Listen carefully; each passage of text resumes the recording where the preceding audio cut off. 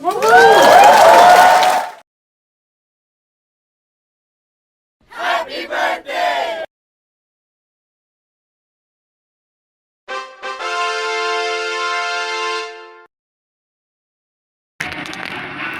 বাজে 2:30। আমার ঘরের অবস্থা শুধু জাস্ট দেখো তোমরা। এই 2:30-এর সময় এখনো পর্যন্ত রান্না হয়নি, ভাত হয়নি, বাসন এত পড়েছে, রাত্রের বাসন, সকালের টিফিনের বাসন। এই কুকারে একটা খিচুড়ি মতন করে রেখে দিয়েছি, পুরো মিসি হয়ে রয়েছে, মানে এত বাজে অবস্থা। তার সাথে 2 লিটারের তোল ওটা তোল 2 লিটারের জল এনে রেখেছি, সেটা দিয়ে মানে বাথরুম এইসব হচ্ছে।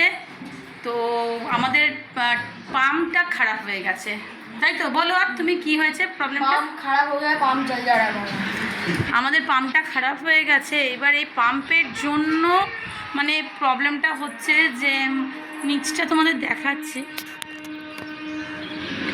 পাম্পে লাইন জ্বলে গেছে, মানে পাম্পের যে পাম্প জ্বল গিয়া, লাইন নেই যারা, পাম্প জ্বল গিয়া। তো এটা আমাদের প্রায় সময় হয়। আমাদের যেহেতু আমি 4তলা থাকি, নামাটা খুব অসুবিধা। আর আমার কোমরে যেহেতু আমার দুটো 3টে অপারেশন হয়েছে স্পাইনাল কর্ডে, অলরেডি আমার 3টে অ্যানেস্থেশিয়া করার জন্য ইঞ্জেকশন দেওয়া আছে। তো আমার কোমরে ভীষণ ব্যথা হয়। তো এই 4তলা থেকে ওই নিচের কলটা তোমরা দেখতে পাচ্ছ কিনা আমি জানি না, ওই যে নিচে একটা কল আছে, ওখানে গিয়ে জল আনাটা আমার পক্ষে ভীষণ টাফ। তো এই হচ্ছে ওই 20 লিটারের জল দিয়ে স্নান, ও একটু পটি টটি করে নিল। কিন্তু আমি এখন কি করব বুঝতে পারছি না। অলরেডি 2:30 বেজে গেছে, আর ভালো লাগছে না। সেই সকাল থেকে গেছে, আর আজকে স্কুল যেতে পারলো না, স্কুল যেতে পারলো না। মানে 4:30 পৌনে 5টা থেকে মানে আমার শুরু হয়ে যায় স্কুল যাবে, আর টিফিন তৈরি করা তো হলো না। যাই হোক, তোমাদের সাথে এটা শেয়ার করলাম আমার এই প্রবলেমটা। এই দেখো, আবার তোমাদের দেখাই, খুব বাজে অবস্থা, খুব বাজে অবস্থা। এই 20 লিটার জল, যেটা 2 লিটারের মানে 20 লিটারের জল দিয়ে যায়, সেটা আমার কথাটাও আউড়ে যাচ্ছে, আমি পারছি না বলতে। মানে ভীষণ বিরক্তি লাগছে, ইরিটেট লাগছে। সকাল থেকে স্নান না, কিছু না, ভাল লাগছে না, জাস্ট ভাল লাগছে না।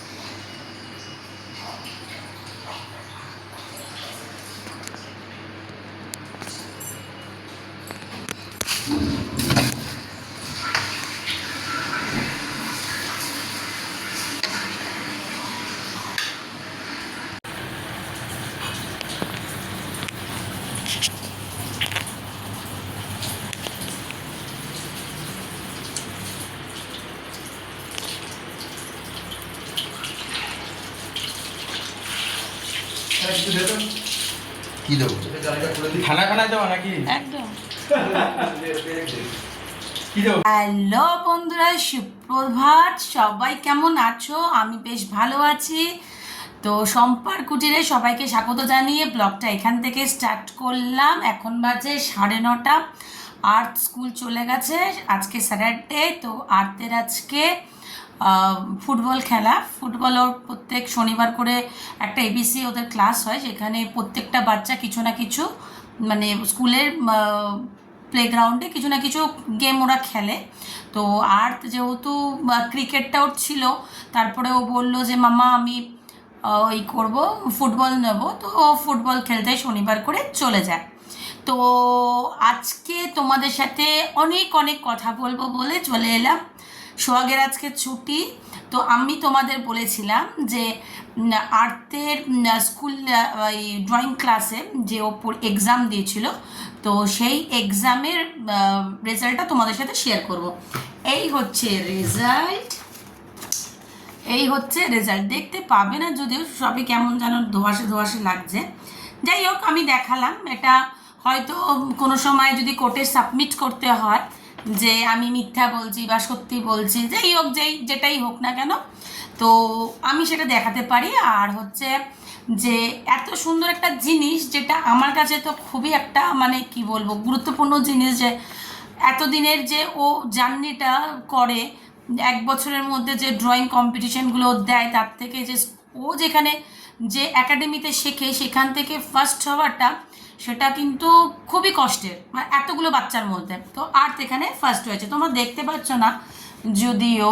তা আমি তোমাদের যদি ছোট শর্টে এটা শুধু রেজাল্টটা ভিডিও বানিয়ে পাঠাবো।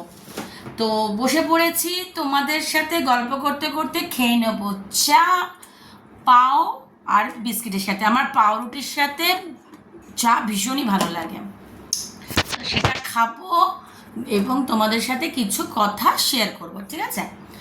তো শম্পা কেমন আছে, শম্পা বা কুটান কেমন আছে, সেটা বলার জন্য মুখের হাসি তোমরা দেখতেই পাচ্ছ। ভীষণ হ্যাপি আছি। হ্যাপি মিন্স এইভাবে আছি, প্রবলেম এমনভাবে আমাকে মানে জড়িয়ে ধরেছে, মানে এই প্রবলেমটা আমাকে এতটাই ভালোবাসে যে ও আমাকে বলছে আমি তোকে ছেড়ে যাব না, তুই আমাকে যত বাজে কথা বল, কুকথা বল, তোকে ছেড়ে আমি কোথাও যাব না। তো এই প্রবলেম যখন আমাকে ছেড়ে যেতে চাইছে না, তো আমার সেটা কর্তব্য যে তোমাদের সাথে সেটাকে শেয়ার কর। কি ঠিক বললাম বন্ধুরা? তো প্রবলেমটা একটা যেতে না যেতে আরেকটা চলে আসে। সেটা হচ্ছে আমার যে বাড়ির ফ্রিজ, সেটা ব্লাস্ট হয়েছে মিন্স আইস জমে যায়। আজ 2 বছর তো হয়েই গেল, মানে আমার ফ্রিজটার বয়স হয়ে গেছে হয়তো 9-10 বছর হয়ে গেছে। তো এইবার 9-10 বছরের মধ্যে ফ্রিজটাকে একবার আমি যখন ভাড়ায় বাড়িতে থাকতাম বিয়ের পর, তখন ওখান থেকে মানে 1 বছরের এগ্রিমেন্ট থাকতো বা 2 বছরের এগ্রিমেন্ট থাকতো। সেই হিসাবে একটা জিনিসকে এখান থেকে ওখান করতে গেলে ধাক্কা ধাক্কি যাই হোক লাগে। তো ফ্রিজটা ওরমভাবে, তারপর আবার আমরা বড় জায়গায় ভুবনেশ্বর চলে গেছিলাম, সেখান থেকে আবার কলকাতায় ফেরা। তো জার্নিটা তো অনেক ছিল, মানে 13 বছর আমার বিবাহিত জীবন, ঠিক আছে? এই 13 বছরে 13টা বছর যে কাটিয়েছি, সেই মানুষটা তো ভুলে গেছে, কিন্তু এই 13 বছরে 13টা দিনও মানে কোনো মানুষের কাছে 13টা দিন কিন্তু খুব জার্নি হিসেবে নেয়। মানে ধরো তুমি কোনো ওষুধ খাচ্ছ, 13 দিনের ওষুধ, বা তুমি 13 বছর ধরে ওই কাজটা করে আসছো, যেটা তুমি পেশায় আছো। আমার করার বক্তব্য হচ্ছে যে সব জিনিসেরই তো বয়স হয়, কেউ তো চিরস্থায়ী থাকে না। আজকে আমি এখানে কথা বলছি, আমার হয়তো হঠাৎ কিছু একটা হয়ে গেল, তো কোনো জিনিসই চিরস্থায়ী না। তো তার জন্য তো ওষুধ আছে, পথ্য আছে। তো কারোর কানে যদি আমি বিষ ঢেলে দিই, মা ফোনটা এখানটা রাখ, কারোর কানে যদি আমি বিষ ঢেলে দিই, আর সে বিষ ঢালা মানে কারোর শরীর খারাপ হলে তুমি তাকে ওষুধ দিয়ে ঠিক করতে পারবে, কিন্তু কানে যারা বিষ ঢালে না, সে ওষুধ মানে বিষাক্তকর, মানে তোমার জান খেয়ে ফেলবে, এরকম একটা ব্যাপার। তো এই ফ্রিজটা আমার এই কিছুদিন আগে ফ্রিজটা আমার খারাপ হয়ে, একদম টোটাল খারাপ হয়ে গেছে, টোটাল, মানে কোনো আইস হচ্ছে না, লাইট জ্বলছে না, কিচ্ছু হচ্ছে না, পুরো বন্ধ, বোকা বাস্কের মতন পড়ে রয়েছে।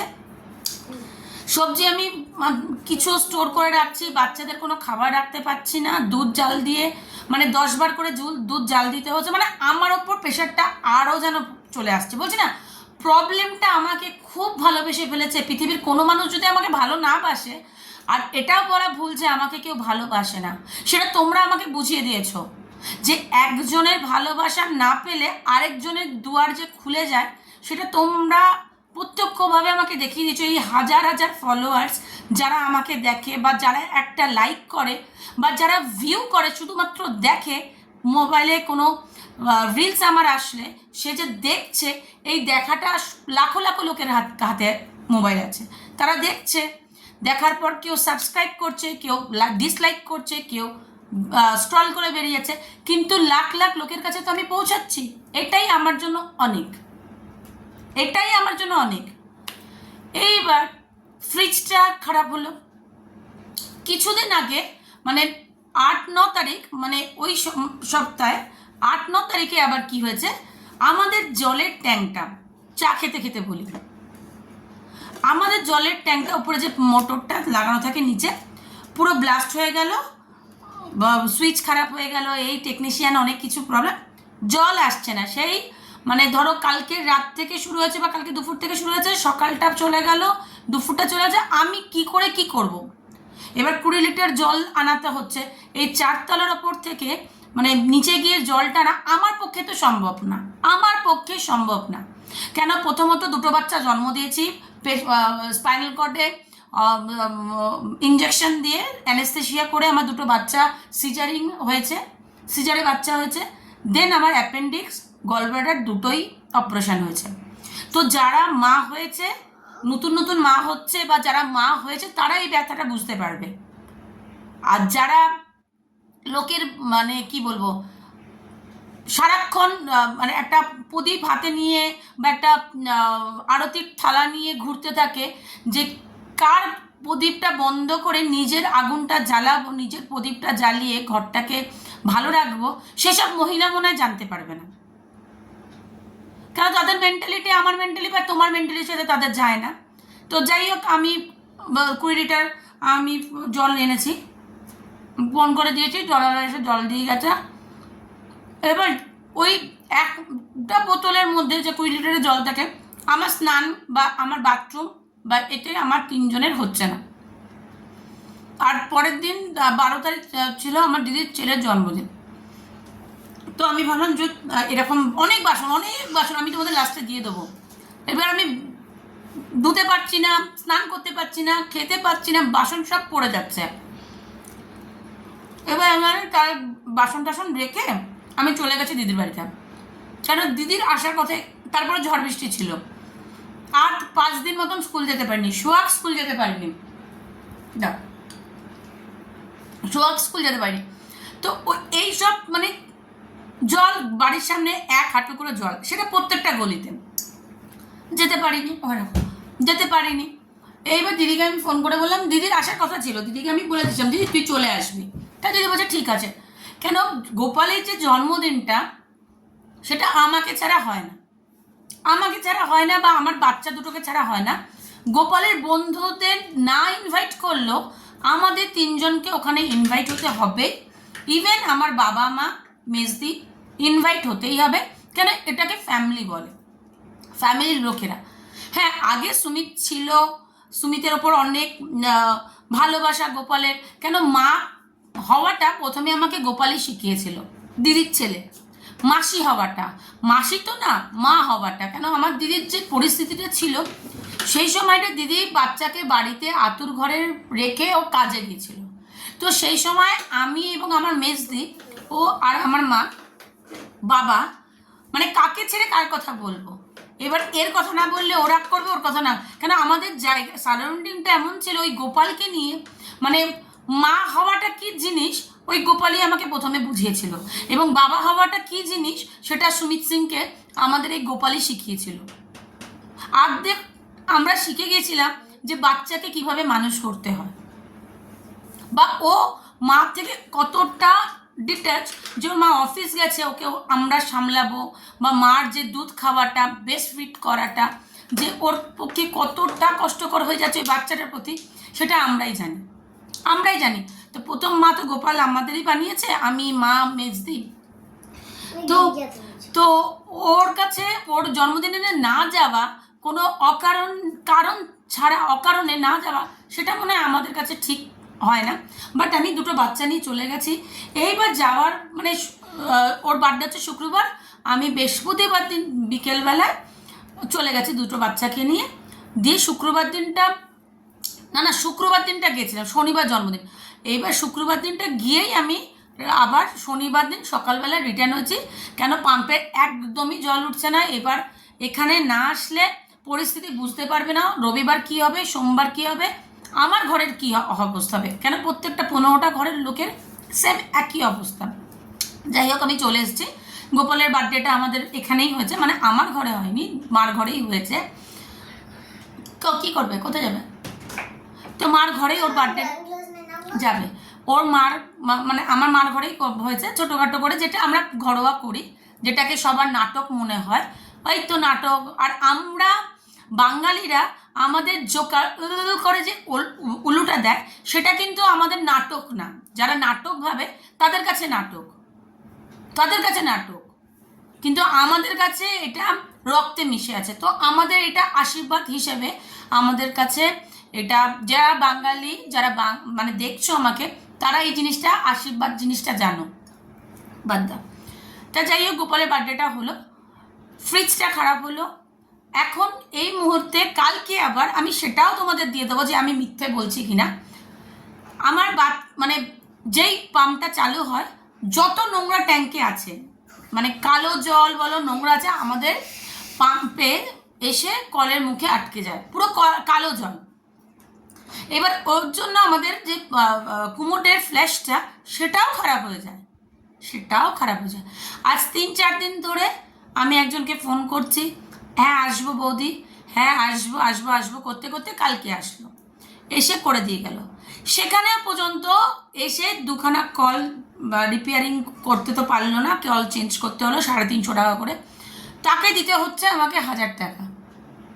মানে আমি যখন টাকাগুলো পাই না, 16 বা 17 হাজার টাকা, মানে লোককে দিতে দিতে শেষ হয়ে যায় আমার। আর 20-25 তারিখের হাত পুরো খালি, শূন্য হয়ে যায়।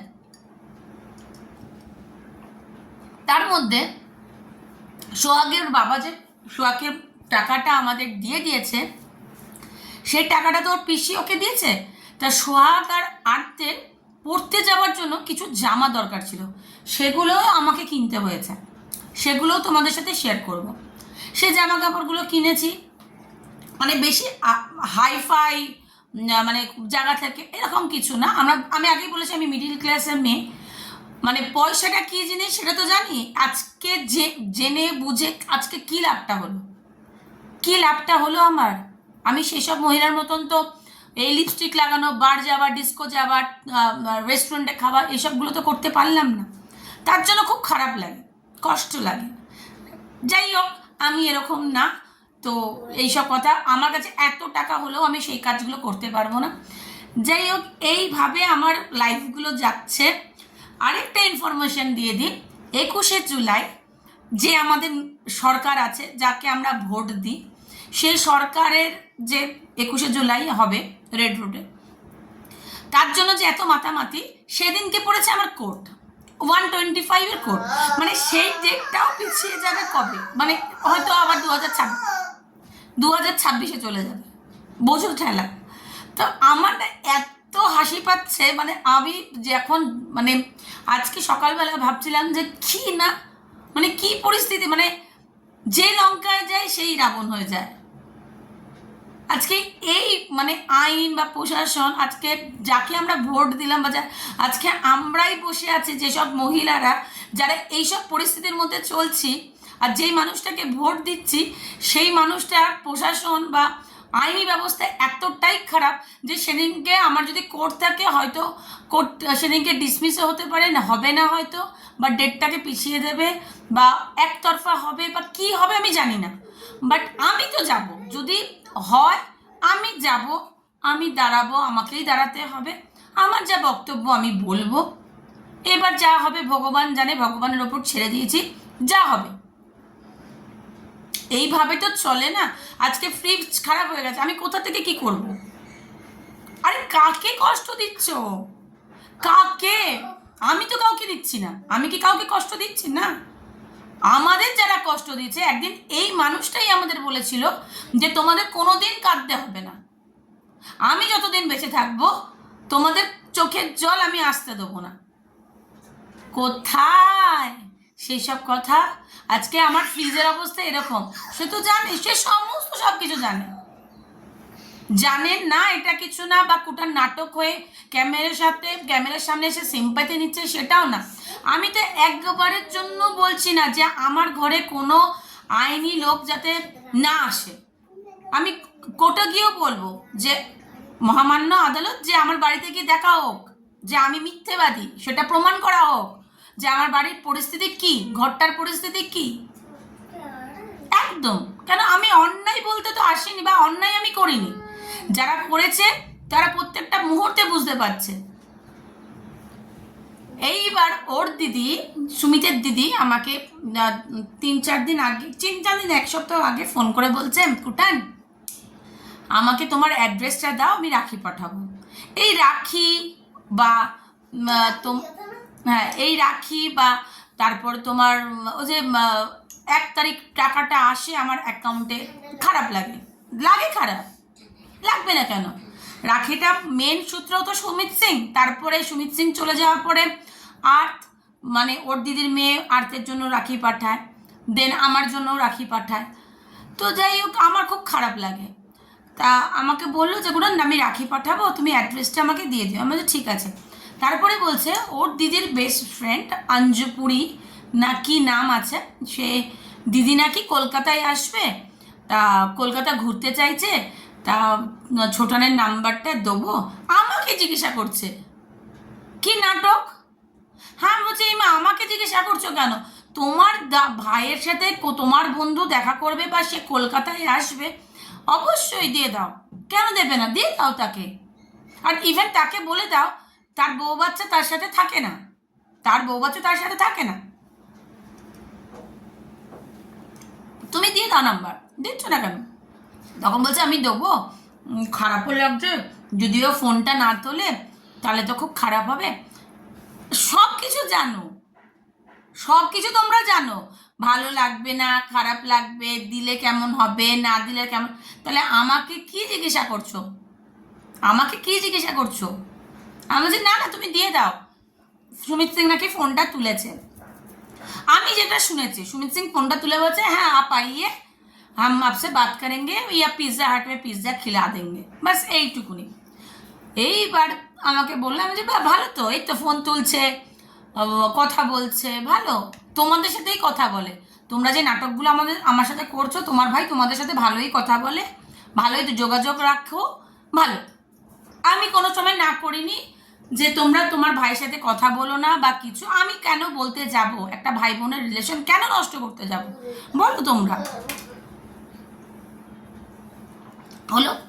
এইবার শ্বশুরকে বললাম, শ্বশুর তো ফোন করে, এখন তো দেখি প্রায় ফোন করে, কথা বলে, আর্তের কথা জিজ্ঞাসা করে, সোহাগের কথা জিজ্ঞাসা করে, আমার কথা জিজ্ঞাসা করে। তো আমাকে বললো যে বাবলু ব্যাঙ্গালোর চলে এসছে বাচ্চা নিয়ে, তো আমরা ছবি পাঠিয়ে দিচ্ছি তোমাকে। হ্যাঁ যে হ্যাঁ পাঠিয়ে দিন, কোনো অসুবিধা নেই, পাঠান, দেখবো, হ্যাঁ দেখবো। কেন এই আমার বাচ্চারা যখন মানে ওর ভাইয়ের বিয়েতে যখন যায়, একটা লোকও পর্যন্ত ঘরের সামনে দাঁড়ানো নেই যে আমার ছেলে মেয়ে ফার্স্ট বা আমি ফার্স্ট ওই বাড়িতে ছোট বউ হিসেবে পা রাখলাম, তার যে একটা বরণ করে ঢোকানো বা কিচ্ছু না। তা দেখলাম বাচ্চাটা যেন সুস্থ থাকে, ভগবানের কাছে এটাই কামনা করবো। বা পা দিও না, ওটা কামনা করবো যে বাচ্চাটা যেন সুস্থ থাকে। তো ফটো দেখলাম, খুব হ্যাপি। তা ভালো কথা, বসো তুমি ওখানে, খুব ভালো। আমার খারাপ লাগার কোনো জায়গা রাখে না। আমি এরকম টাইপের মেয়ে না যে কারো জিনিস দেখে জ্বলবো। কেন, সব কিছু আমার ভোগ করা হয়ে গেছে। নতুন যারা ভোগ করছে তাদের ভোগ করতে দেওয়া হোক। আমার সব কিছু করা হয়ে গেছে, তো নতুন করে আমার কিচ্ছু করার নেই। এইবার 21শে জুলাইটা আমার জন্য কীভাবে আসে সেটাও তোমাদের জানাবো। আমি এটাই ইনফরমেশন দিতে আসলাম তোমাদের কাছে। তোমরাই বলো আমাকে যে আজকে একটা সকালে একটা ঘটনা, ইনসিডেন্ট তোমাদের বলি। আমার ওদের স্কুলে যে অ্যাটেন্ডেন্স বাসালা আসে, রাকেশ দা শরীর খারাপ, তো সেই জায়গায় অন্য কেউ এসছে। এবার আমি আর একটু 5-10 মিনিট মনে দেরি হয়েছে, আমি বাড়িতে ফোনটা রেখে গেছি, কেন সোহাগ বাড়িতে, আমি ফোনটা ভুলে রেখে দিয়ে চলে গেছে। তো বাস এসছে, বলছে ভাবি मैंने आपको রাকেশ দা শরীর খারাপ হচ্ছে, অন্য একজন অ্যাসিস্ট্যান্ট দাদা, সে আমাকে বলছে भाभी मैं आपको बहुत बार करके कॉल कर रही हूँ कि आर्ट स्कूल जाएगा कि नहीं, तो देखा आपका जो नंबर है उसमें रिंग हो जा रहा है, कोई उठा नहीं रहा है। हम बोले हाँ बच्चा के सामने फ़ोन रख के आई हूँ ना, इसीलिए शायद तो नहीं उठा रहा है, तो वो सो रही है। তো এসে যখন দেখলাম না, না আমাকে ফোন করেনি, নিশ্চয়ই ফোনটা করেছে সুমিত সিংকে, মনে হয় সুমিত সিংয়ের নাম্বারটা ওই দাদাদের কাছে আছে, তো রয়েছে। আমি কেন বলবো যে সুমিত সিংয়ের নাম্বারটা হাটিয়ে দাও? না, কেন বলবো? কোর্ট কি আমাকে বলেছে নাকি যে সুমিত সিং ওর বাবা না, সুমিত সিং ওর কোনো দায়িত্ব নেবে না, বা সুমিত সিংয়ের ফোন নাম্বার স্কুলে থাকবে না? কোর্ট কি আমাকে বলেছে? কোর্ট তো বলেনি। কোর্ট কি বলছে? তোমরাই বলো, কোর্ট কি বলেছে? তুমি বাবার নাম হাঁটাতে চাইছো, সেটা তুমি কোর্টে এসে বলো। তুমি কোনো দায়িত্ব নেবে না, কোর্টে এসে বলো। সব তো দায়িত্ব মাই তো করছে। আচ্ছা ঝড় হোক, বৃষ্টি হোক, এই যে বাড়িতে ফ্রিজটা নষ্ট হয়ে গেছে, কাদের জিনিস থাকে? সকালবেলায় রাত্রেবেলা আটাটা মেখে ঢুকিয়ে রাখি, যাতে সকালবেলা তাড়াতাড়ি করে রেডি করে আমি গিয়ে স্কুলে ছাড়তে যেতে পারি, তাই তো? যারা হাউস ওয়াইফ, যাদের বাড়িতে বাচ্চা আছে, তারাই তো বুঝতে পারবে। এক্সট্রা খাবার ফ্রিজে তো রাখা হয়, এবার ফ্রিজটা খারাপ হয়ে গেছে, আমার তাহলে কি দুর্দশা? আমি থাকি 4 তলায়, তাহলে কি করব? এই যে কলগুলো খারাপ হচ্ছে, পয়সা কোথায়, কি করে করব? 16,000 টাকায় সবাই সংসার চালিয়ে ফেলে। আমি তো বলছি আমি ফেলিওর, পারছি না। তুমি নিয়ে নাও 2টো বাচ্চা, নিয়ে নাও। বেস্ট অপরচুনিটি, গোল্ডেন অপরচুনিটি তুমি দাও, কেন দিচ্ছ না? তুমি দিতে পারছো না বলেই তো ওরা আমার কাছে আছে। তুমি যদি দিতে পারতে, তাহলে কি আমাকে চিৎকার করে বলতে হতো? আজ 2-3 বছর ধরে তো এই নাটকটাই চলছে, হ্যাঁ हम बच्चा ले लेंगे, हाँ हम ये कर लेंगे, हाँ हम वो कर लेंगे। আজকে ওর বাবা যদি ফোন না করতো, 5,000 টাকাটা কি আমি পেতাম? স্বার্থে ঘা না লাগলে পেতাম না তো। আর আমি ফোনও করতাম না। ওই নোংরা লোকের মেন্টালিটি বা নোংরা লোককে আমি ফোন করতাম না।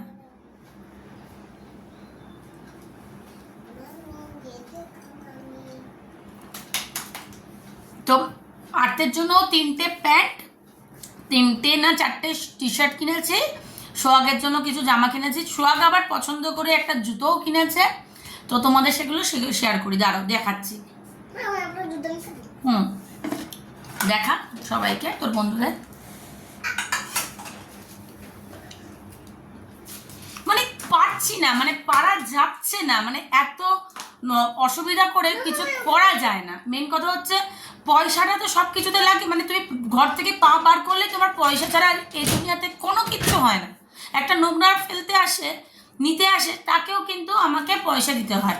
এই হচ্ছে সোহাগের জুতো, সোহাগ পছন্দ করেছে, খুব মানে স্টাইলিশ জুতোটা, আমার তো খুব পছন্দ হয়েছে, পচপচ লাগানো। আচ্ছা এটা নিয়েছে মনে হয় 499, 10 rupees। আচ্ছা না 10 রুপিসে জুতো পাওয়া যায়, মানে আমার মেয়ে একদম আমার মতন দে, ওই প্লাস্টিকটা দে। তো কিছু মানে শপিং, একটু উইন্ডো শপিং হয়েছে। আচ্ছা এই এখন যে প্রিন্টেড, দাঁড়াও, এখন যে প্রিন্টেড প্যান্টগুলো বেরিয়েছে, এই প্রিন্টেড প্যান্টগুলো আমার আর্টে লাড্ডুর জন্য। लड्डू तो हम लोग खाते हैं। এইটা হচ্ছে আমার লাড্ডুর প্যান্ট, এইটা হচ্ছে কুটানির প্যান্ট, আমার ঘরে পড়ার। ভালো হয়েছে না কালারটা? সুন্দর হয়েছে না? এটা কুটানির। আচ্ছা কতদিন পরে আমি মানে একটু শপিং করলাম বাচ্চাদের জন্য, মানে অনেক দিন পর, মানে করাই হয় না। এটাও আমার লাড্ডু, এই যে এখন বেরিয়েছে সেইগুলো, মানে জামার প্যান্ট এক কালারের, এই যে সবই বাচ্চাদের। এই যে জামাটার খুললাম না, এই যে জামাটাও একই। देखो सब कुछ व्हाइट कलर, व्हाइट। মানে শপিং সেরকম কিছু না, বাট মানে ওদের পড়তে যাওয়ার জামা কাপড়। এই যে সোহাগের ফুল ফুল প্যান্ট না, মানে ওই প্যারালাল টাইপের প্যান্টগুলো। মা তুমি এটাকে ধরো না, সরে যাও। এই মানে এটাই 3টে কিনেছি। এই যে কালারগুলো খুব মিষ্টি। 3. আচ্ছা, এইগুলো অলরেডি ওনার পড়া হয়ে গেছে। ওনার হ্যাঁ, তো তুমি পড়েছো তো, মানে উল্টো করে ধুয়ে উল্টো করে রেখে দিয়েছি। এই যে। ক্যাট এই পেরিও দেখ। আরো কিছু জামা আছে, সেগুলো তোমাদের পরে দেখাবো। ডিজাইনের নিচে আছে, ঢুকিয়ে দিয়েছি আলমারিতে একদম। মানে এই যে জামাগুলো কালারগুলো স্কাই কালার, ওপরটা সাদা, স্কাই কালার একটা নিঙ্গি পুঙ্গি। নিঙ্গি ফুঙ্গে নেই বাচ্চাদের জামা সব থেকে সুন্দর হয়। এই যে পিঙ্ক কালারের মধ্যে খুব সুন্দর। আর ওর কিছু প্যান্ট এনেছি, সেগুলো পরে দেখাবো। বাস এই হচ্ছে ওদের জামা কাপড়। সোহাগের আরও কিছু জামা আছে, সেগুলো তোমাদের শেয়ার করবো। পিলোগুলো নামাতো, আমি এক্ষুনি বার করে দেখাই। মানে খুব সুন্দর সুন্দর জামা আরও আছে ওর, গেঞ্জের জামা কাপড়, যেগুলো একটু ঘরে পরতে পারে সেরকম টাইপের। তো কিনেছে। তো বাচ্চার জামা কাপড় কি সেগুলো তো সুমিত সিং বুঝলো না। যখন ওদের পেটটা এইটুকুনি ছিল, আর সোহাগের যখন 2.5-3 বছর ছিল তখন ওর বাবা বেরিয়ে গেছে, আর যখন 5 বছর ছিল তখন ওর বাবা বেরিয়ে গেছে। তো ওদের এখন খাওয়া দাওয়া কি, বা ওরা এখন কি পড়বে, ওদের এখন কি চাহিদা, সেটা তো সুমিত সিং জানলো না। মানে জিম্মেদারি থেকে সরে গেল। মানে এতদিন তোমাদের সাথে ছিলাম, যখন আমার জিম্মেদারিটা আমার কাছে আসছে তখন অন্য কাউকে আমার ভালো লেগে গেল, তার সাথে সংসার করতে হবে। কেন সেখানে সংসার করলে নতুন নতুন তো সব কিছু, হানিমুন পিরিয়ডটা চলছে, তখন তো আর এই বাচ্চার বাপ ডাকটা শুনতে হচ্ছে না, জিম্মেদারিটা আসছে না। আসছে কি আসছে না? তো এইখানে থেকে জিম্মেদারিগুলো যখন মানে ওভারলোড, মানে লোড হয়ে যাচ্ছে, তখন এদেরকে ছেড়ে অন্য জায়গায় ভালো লাগলো, ভালোবাসা শুরু হলো। তাহলে এইসব লোক ও কোথাও গিয়ে কিভাবে ভালোবাসতে পারে, যে বাচ্চা ছেড়ে বাচ্চাকে রেখে ভালোবাসতে পারে? আর এই হচ্ছে সোহাগের বাকি জামা। কটা প্যান্ট বললাম না, কটা প্যান্ট কিনেছে। এই যে প্যান্ট, সোহাগ উপরে রাখ, আমি গুছিয়ে নেব। মানে এগুলো খুব দরকার, মানে না ওর পিসির এই টাকাগুলো দিয়ে আমি এগুলো কেনার সাহস করলাম, আদারওয়াইজ কেনার কোনো ব্যাপারই ছিল না। এটা হচ্ছে আর্থের টি শার্ট, ব্ল্যাক। এটা হচ্ছে ব্লু। আচ্ছা, এটা হচ্ছে সোহাগের ফ্রক, খুব সুন্দর। মানে আমার এত পছন্দ হচ্ছে, যদি বড় হতো আমি নিজেই নিয়ে নিতাম, এত সুন্দর হয়েছে। এই যে প্লাজো, সোহাগের প্লাজো, একটা লেগিংস। সোহাগের এগুলো ডান্স করতে গেলে না এগুলো খুব দরকার হয়। মানে দরকারি ছাড়া কোনো শপিং আমি করি না। মানে এগুলো ভীষণ, মানে বলছি না, সেই দুর্গাপুজোর পর থেকে যদি কোনো কিছু কিনি, এই এখন আমি টাকাগুলো একটু পেয়েছি, সেখান থেকে এগুলো করলাম। এই হচ্ছে লেগিংস, তাও কিন্তু ওর পিসির টাকা দিয়ে। বাই দ্য ওয়ে, ওর পিসি যে টাকাটা দিয়েছিল সেই টাকা দিয়ে। কেন আমার 16-17 হাজার টাকা দিয়ে আমার এগুলো কেনা অসম্ভব, মানে পসিবলই না। মানে সোহাগের একটু বেশি জামা, কেন সোহাগের জামা কেনাই হয়। এই দেখো,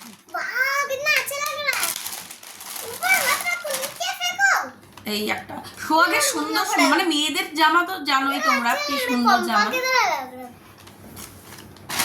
আর এই যে আর্ট কম্পিউটার ক্লাসে যায়, তো ওর জন্য এই টি শার্টগুলো এখন ওর দরকার। এখনো আমাকে খুব বলছে, মাম্মা একটা কম্পিউটার কিনে দাও, মাম্মা একটা কম্পিউটার কিনে দাও। কম্পিউটার কথা ভাবতেই পারি না, কম্পিউটার কিনে দাও, না হলে আমাকে সাইকেল কিনে দাও। এই যে টি শার্ট। আচ্ছা, আর এই হচ্ছে ওর হাফ প্যান্ট, আরও দুখানা আছে, ও পরে ফেলছে ঘরে। সোহাগের একটু বেশি হয়েছে। এই যে এটাও সোহাগের।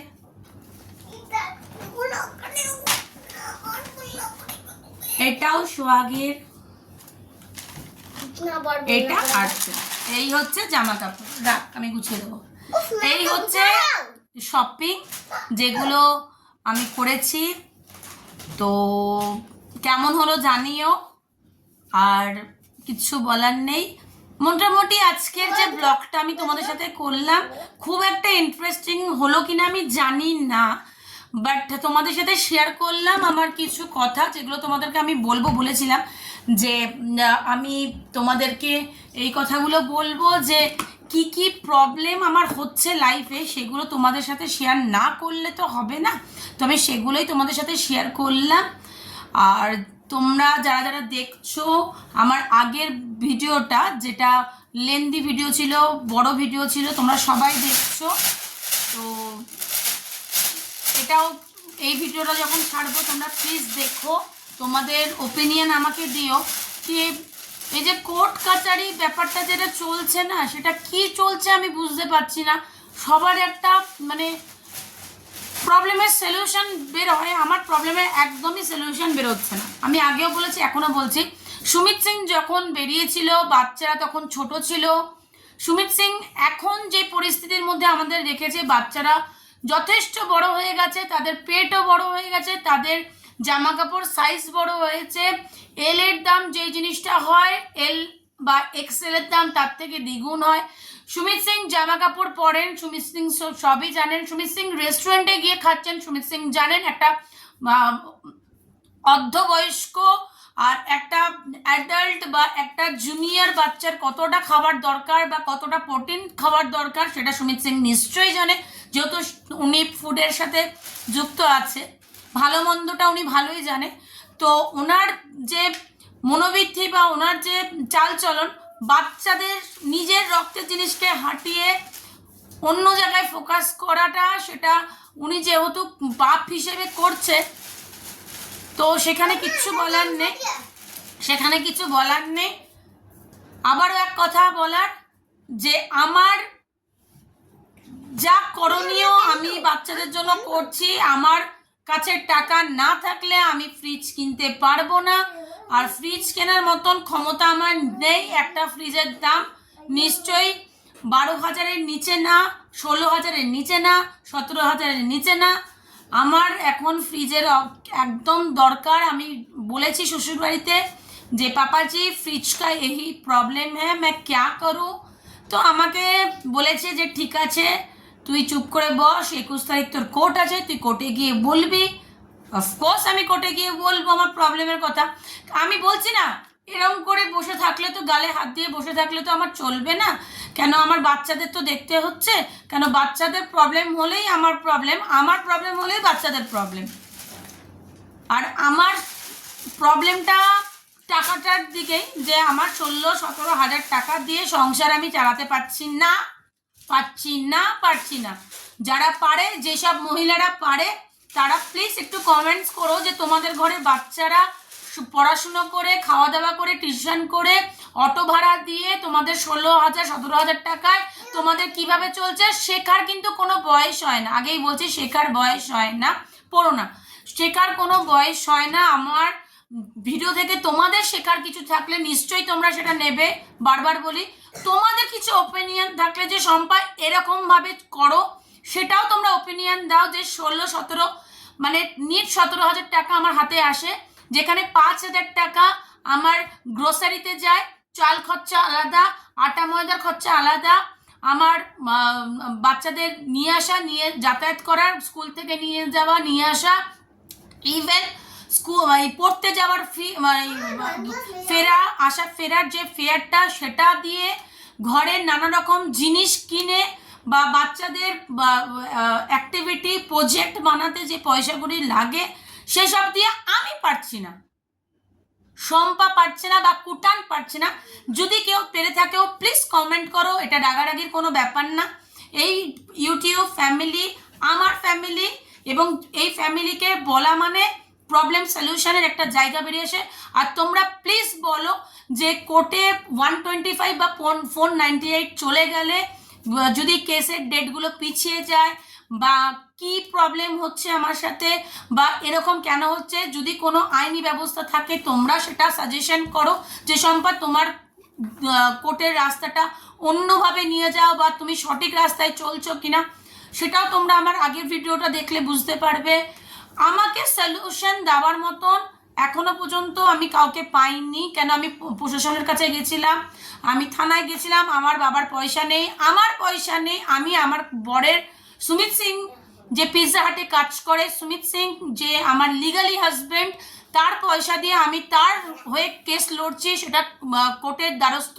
উনি আমাকে নিয়ে গেছেন অবৈধ সম্পর্ক রাখার জন্য, আমার বাচ্চাদের কে কোর্টে নিয়ে গেছেন, আমাকে কোর্টে নিয়ে গেছেন সুমিত সিংয়ের পয়সা দিয়ে, কিন্তু আমি লয়ারকে টাকা দিই।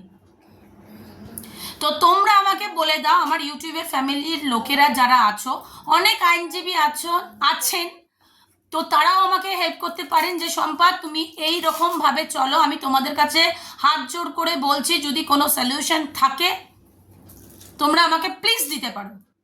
কেন শেখার কোনো বয়স হয় না। কোনো ভুল ত্রুটি থাকলে সেটাও তোমরা আমাকে জানাও, কমেন্টস করো, শেয়ার করো, সবার মাঝখানে ছড়িয়ে দাও যে একজন হাজবেন্ড বাচ্চা ছেড়ে আজ 2 বছর ধরে বাইরে চলে গেছে, তার ওয়াইফ এইভাবে জার্নিটার মধ্যে চলছে, তার এত প্রবলেম হচ্ছে যার কোনো সুরাহা পাচ্ছে না। আমি বাইরে গিয়ে চিৎকার করতে পারছি না, আমার প্রবলেমটা হচ্ছে আমার টাকার, আজ এটা খারাপ হচ্ছে, কাল ওটা খারাপ হচ্ছে, এইগুলো শোনার মতন আমার শ্বশুরবাড়ির লোকেরাও শোনে না, বা তারা আমাকে ওই বার্থডেতে কিছু টাকা দিয়ে দেয়, সেই টাকা থেকেই আমাকে হয়তো কিছু খরচা করতে হয়। ওই বার্থডের টাকাটা কিন্তু বাচ্চাদের খরচা করার জন্যই, নাকি ঘরের খরচা করার জন্য। তো এরমভাবে চলতে তো পারে না, একটা আইনি ব্যবস্থা তো নিতেই হয়। তো সেই জিনিসটা তো আমি নিয়েছি, তো সেখান থেকেও আমি সুরাহা পাচ্ছি না। তোমাদের বলে রাখলাম, তোমরা কমেন্টস করো, আমাকে জানাও। আশা করি তোমরা সবাই আমাকে ভালো কোনো সাজেশন দেবে। আমি তোমাদের ওপর চেয়ে রইলাম, আমি তোমাদের ভিডিওটা দেখার জন্য এবং সবার মাধ্যমে ছড়িয়ে দিতে বলছি কি আমার এখন সলিউশন দরকার। যারা যারা দেখছো নিশ্চয়ই কারোর ভালো বন্ধু আছে আইনি ব্যাপারে, বাবা আমার দ্বারা একটু আইনি কোনো আইনজীবী বা কোনো ভালো লোক আছে যারা ভালো কথাবার্তা বলেন বা ভালো কিছু সলিউশন দেন, প্লিজ আমাকে বলো। আমি জানি আমার বর ভীষণ চালাক, একদম চতুর, ক্লেভার, তো তার কাছ থেকে আমরা তো বোকা, এখনো বোকা সেজে রয়েছি। তো এই সলিউশনটা কি, লাস্ট পর্যন্ত কি সলিউশন আমি পাচ্ছি না, তাই তোমাদের জানাও তাড়াতাড়ি। আসবো নতুন একটা ব্লকের সাথে, ততক্ষণ সম্পার কুটির থেকে সম্পাকে যাওয়ার জন্য অনুরোধ, মানে যাওয়ার জন্য কি বলবো, নতুন ভিডিও নিয়ে আসার জন্য একদম মানে হাজির করো। ভালো লাগলে লাইক করো, শেয়ার করো, কমেন্টস করো। কথা উড়ে যাচ্ছে, মেন কথা হচ্ছে কথা উড়ে যাচ্ছে। কি কথা বলবো, কি কথা বললে ভালো হবে, সবটাই জটিল হয়ে যাচ্ছে। মানে আমি যে বেঁচে আছি কি করে সেটা আমি জানি, আগামী পথগুলো আমার কিভাবে কি হবে সেটাও আমি জানি না।